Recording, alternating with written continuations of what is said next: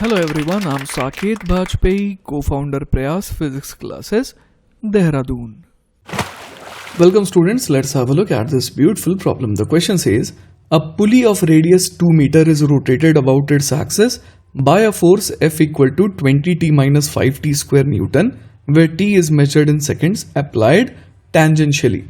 If the moment of inertia of the pulley about its axis of rotation is 10 kg meter square, the number of rotations made by the pulley before its direction of motion is reversed is dash. तो देखिए बच्चों, यहां पर हमारे को दिया हुआ है कि एक पुली है जिसकी रेडियस 2 मीटर है और उसके ऊपर एक टेंजेंशियल फोर्स लग रहा है 20t minus 5t square Newton. अब यहां पे अपने को moment of inertia of the pulley about the axis of rotation भी दे रखा है. अब बोला गया है कि ये कितने रोटेशंस है ना कंप्लीट करेगा, ठीक है, before its direction of motion is reversed. ठीक है, तो चलिए बच्चों सवाल को समझने की कोशिश करते हैं. सवाल में f दिया हुआ है कितना, तो वो दिया है 20t माइनस 5t स्क्वायर और r दिया हुआ है 2 मीटर. तो सबसे पहले टॉर्क निकाल लेते हैं. टॉर्क कितना हो जाएगा, तो टॉर्क हो जाता है r क्रॉस f और यहां पर फोर्स टेंजेंशियल है तो सिंपली ये r इंटू एफ हो जाएगा और ये कितना हो जाएगा 40t minus 10t square. Clear है.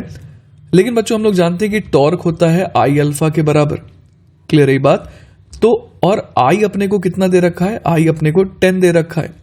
तो यहां से हम लोग समझ पा रहे हैं कि अल्फा सिंपली कितना आ जाएगा 4t माइनस टी स्क्वायर. ठीक है, तो बच्चों सबसे पहला काम हम लोग करेंगे, अल्फा को लिख देंगे D omega by D T जो कि हो गया 4t माइनस टी स्क्वायर.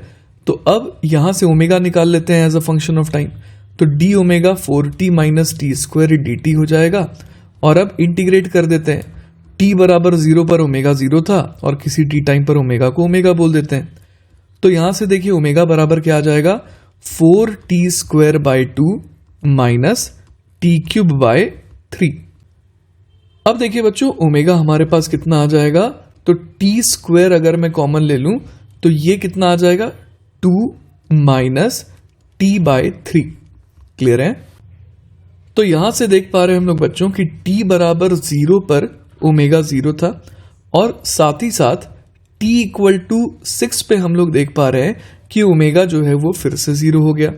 इसके अलावा t इक्वल टू 6 तक हम लोग देख पा रहे हैं कि ओमेगा क्या था, पॉजिटिव था और 6 सेकंड के बाद ओमेगा नेगेटिव हो जाएगा. तो हमारे को समझ में आ रहा है कि t इक्वल टू 6 पे जो रोटेशन है वो रिवर्स हो रहा है. तो t इक्वल टू 6 तक हमारे को देखना है कि कितना रोटेशन कवर हो गया. ठीक है, तो चलिए बच्चों यहां पर एक काम करते हैं, ओमेगा को लिख देते हैं d theta by d t. तो यहां से d theta by d t आ गया 2t square minus t cube by 3. तो इसको फर्दर सॉल्व करेंगे तो डी थीटा बराबर आ जाएगा 2t square minus t cube by 3 D T. अब इसे कर देते हैं इंटीग्रेट. तो t इक्वल टू 0 पर थीटा 0 था और t इक्वल टू 6 पे थीटा देख लेते हैं. तो देखिए बच्चों यहां से हमारे पास थीटा बराबर आ जाएगा 2t स्क्वायर का इंटीग्रेशन हो जाएगा 2t cube by 3 minus t cube by 3 का इंटीग्रेशन हो जाएगा t की पावर 4 बाय 12. ठीक है, और यहां पर लिमिट पुट कर देंगे 0 से लेकर के 6 तक. तो यहां से देखिए बच्चों थीटा बराबर हमारे पास आ गया 2 बाय 3 इंटू 6 की पावर 3 माइनस 6 की पावर 4 अपॉन 12.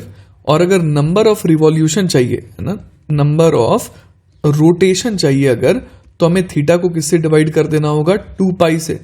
क्लियर है बात. ऐसा क्यों कर रहे हैं, क्योंकि 2 पाई रेडियन का मतलब हो गया 1 रोटेशन. तो थीटा अगर हमारे पास है एंगुलर डिस्प्लेसमेंट तो हम लोग समझ पा रहे हैं कि अपॉन 2 पाई कर देंगे तो वो नंबर ऑफ रोटेशन दे देगा. ठीक है, तो देखिए बच्चों इसे सॉल्व करके ये आ जा रहा है 5.73 रोटेशंस. ठीक है, तो इस तरीके से बच्चों हम लोग देख पा रहे हैं कि कौन सा ऑप्शन सही हो जाएगा. तो ऑप्शन नंबर बी सही हो जाएगा, more than 3 but less than 6. ठीक है, तो बच्चों आई होप कि आपको इस सवाल का सॉल्यूशन पूरी तरीके से समझ में आया है. इन केस अगर कोई डाउट रह जाता है then feel free to contact me. I will be very happy to help you. Take care बच्चों, बाय बाय.